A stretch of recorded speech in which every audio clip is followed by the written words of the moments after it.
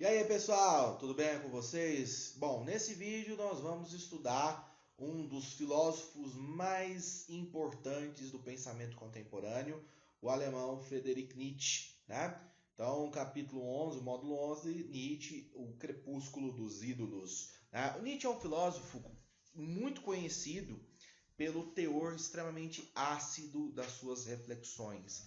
É aquele cara que nasceu para ser a mosca na sopa, entenderam?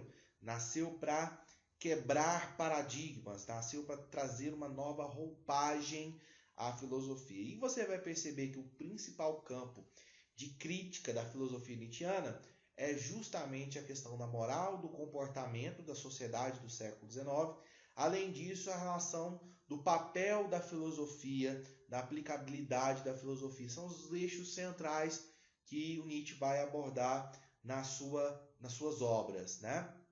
Além disso, você vai perceber, a gente vai discutir isso aqui também nessa aula de hoje, a gente não vai encerrar esse módulo todo ele hoje, tá? Vamos fazer só a primeira parte aqui, tá? Vai ser um outro módulo, o restante desse módulo a gente vai ver num outro momento, numa outra aula, até porque é bem complexo, né? O Nietzsche tem várias obras, né? A mais famosa obra dele Assim falou o Zaratustra, né? Você tem Gaia, a Ciência, o Anticristo, várias obras publicadas por ele.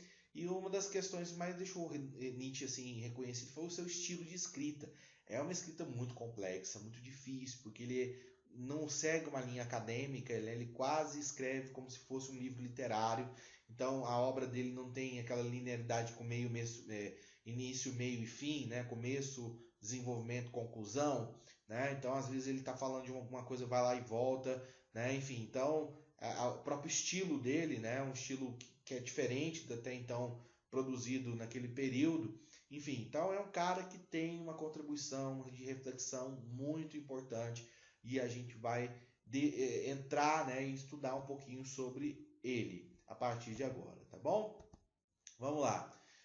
O século XIX é um momento de grandes transformações em várias partes do mundo, especificamente na Europa e nos Estados Unidos. Né? É um momento onde nós temos a consolidação do capitalismo industrial, a consolidação das grandes cidades, né? Londres, né? Final do século XIX e no século XX, uma cidade que já atinge mais de 1 milhão de habitantes, a utilização de novas tecnologias, as ferrovias estão se expandindo pelo mundo, o telégrafo, o telefone, depois mais tarde o rádio, o automóvel, enfim.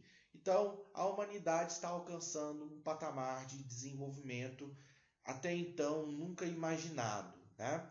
E nesse período na filosofia, as ideias do Kant e do Hegel influenciaram muito os pensadores do século XIX. Acabamos de falar de um deles, que é o Marx. Né? A gente viu como o materialismo histórico do Marx, a ideia de que a história é uma luta de classes, né? As sociedades se organizam em torno de questões econômicas, que é o materialismo histórico, como se relaciona com a ideia de história que o Hegel tem de transformação, de mudança, né? Enfim. Então a gente pode colocar três caras aqui como centrais na mudança da perspectiva do pensamento filosófico: Marx, o Nietzsche e o Freud. Só que o Freud está num campo diferente que é a psicologia, né? Então a gente pode até falar dele aqui, mas as obras dele têm um ponto de reflexão diferente do Marx e propriamente diferente do Nietzsche. Tá? Então, nesse capítulo a gente vai se dedicar aos estudos do pensamento do Nietzsche. Já vou adiantar, não é uma tarefa fácil. Né?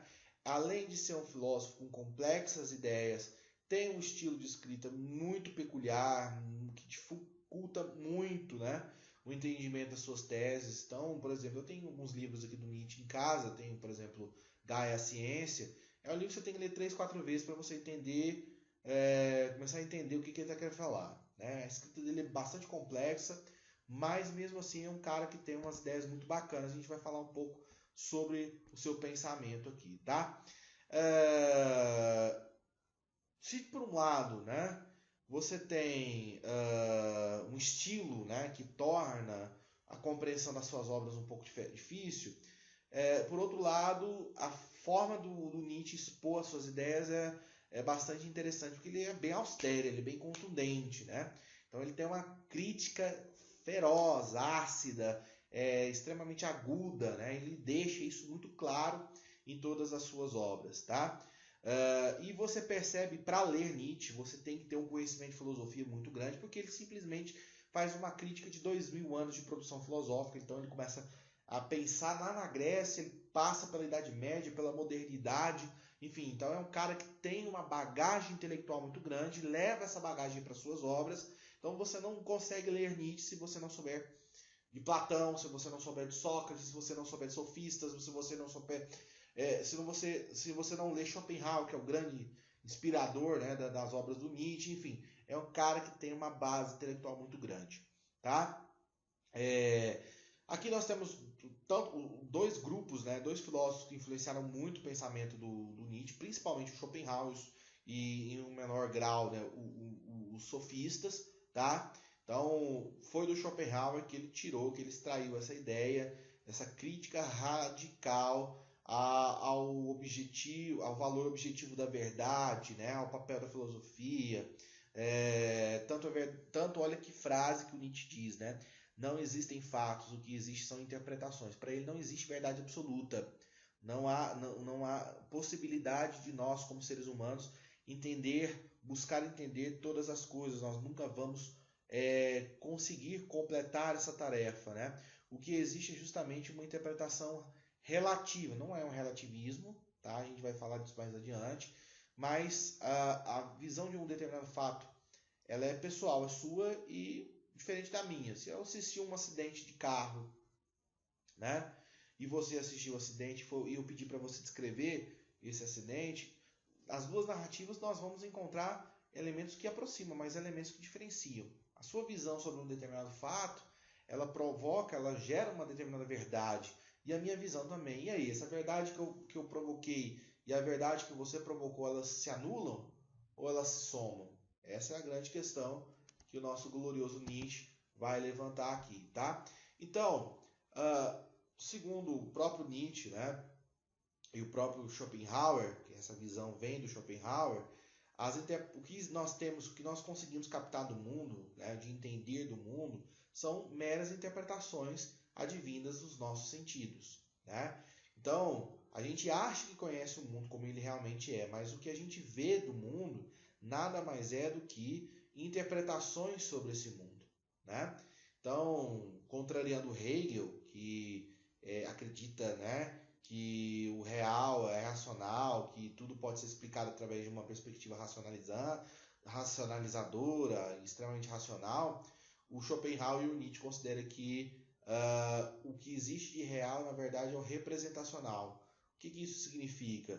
Isso significa que cada um de nós constrói visões diferentes sobre o mundo, né? E a própria racionalidade, ela existe, ela faz parte da nossa existência, mas ela não pode ser separada da nossa experiência de vivência no mundo.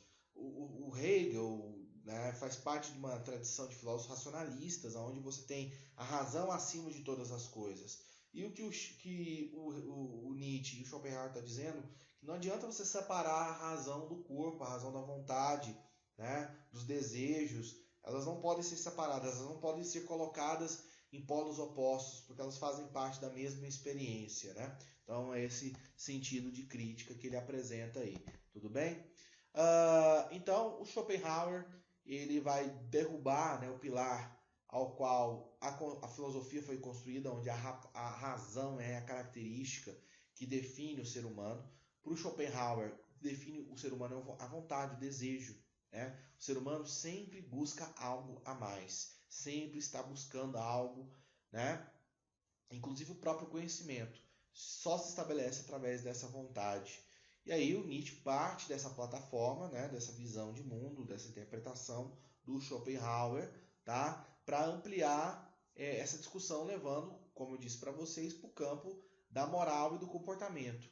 Quantas práticas, né, são passadas através de gerações, quantos comportamentos, normas a gente adquire ao longo da nossa vivência e que a gente considera algo natural, né, e imutável. Eu vou te dar um exemplo. Família, categoria família. Há gerações e gerações nós aprendemos que família é um homem, um pai, uma mãe e seus filhos. Mas hoje nós vivemos em uma realidade onde esse modelo, esse modal de família, ele não se encaixa mais.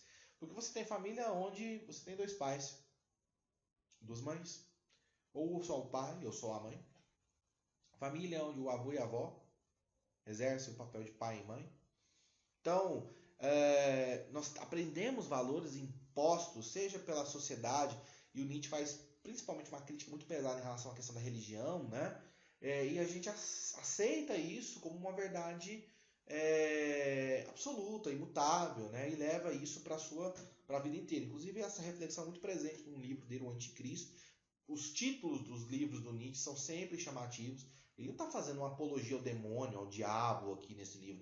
Não tem nada a ver com isso. Ele faz uma crítica ao cristianismo, né? Principalmente ao cristianismo apostólico de Paulo, né? Em detrimento do cristianismo primitivo de Jesus Cristo, tá? E ele critica principalmente a questão da salvação da alma, né? Os cristãos estão preocupados em buscar um mundo perfeito, eterno, né? Que é o mundo espiritual, mas esquecem que vivem no mundo real, nesse mundo onde nós estamos aqui, né? E onde que se busca a felicidade, enfim, né? Ele leva esses questionamentos, né? Em relação à eternidade, enfim, a essas questões. Seguindo essa linha de crítica, né? Da reflexão moral, principalmente ligada aos aspectos religiosos, existe uma sentença muito famosa na obra do Nietzsche, que é As Mortes de Deus, ou seja, né? Deus está morto, inclusive é um dos títulos de uma das suas obras, né? Mas de que maneira, né? Entenda Deus aqui, pessoal, não como uma entidade no sentido da fé, da crença, mas Deus como um ser criado pelo homem a partir da sua necessidade de crença em algo, né? Então o Nietzsche ele fala que todo ser humano acredita, ele tem crença em alguma coisa, né? O que aconteceu na modernidade é que a ciência matou a nossa crença no divino, no espetacular, no miraculoso, naquilo que não poderia ser explicado. Já falei isso várias vezes em aulas para vocês, né? A ciência tomou da religião o papel explicativo das coisas. Então nós matamos Deus, né? Quando você fica doente, você não busca um padre, você vai no médico, tá? Então, aqui ele está fazendo uma crítica de que a gente a gente acreditava em Deus, tinha as religiões. Aí a ciência veio, né? Tomou das religiões o poder explicativo das coisas e agora nós acreditamos na ciência como se ela fosse uma religião, como se ela tivesse todas as respostas para aquilo que a gente não tem resposta. E é isso que ele está criticando. A gente abandonou uma crença do divino para crer numa ciência criada por nós, os seres humanos, né? Então, ele joga, né? Vamos dizer assim, ele dinamita aí 2000 anos de tradição filosófica vindo da matriz grega, judaico-cristã, que deixaram que a gente construímos esses valores, esses parâmetros que regulam as nossas organizações pessoais, sociais, né? E ele propõe uma nova perspectiva. Inclusive, eu trouxe uma obra aqui que ilustra muito bem a ideia, né? Dessa substituição da crença que o Nietzsche propõe. Que você tem a imagem da Santa Ceia, né? E uma Santa Ceia customizada, né? Cientificizada, aonde os cientistas Einstein, né? Osborn, Stephen Hawking, Darwin, você tem aqui o Isaac Newton. Esses caras substituíram, tiraram da religião o poder explicativo das coisas. Mas será que a religião explica tudo? E aí a gente constrói, a gente mantém, né, essa crença, a necessidade de crer em algo maior. E é isso que o Nietzsche está falando. A gente vai continuar falando na próxima aula do niilismo, muito presente na obra do Nietzsche, a classificação do niilismo, que a gente vai abordar no nosso próximo encontro. Beleza? Fica com Deus. Até a próxima.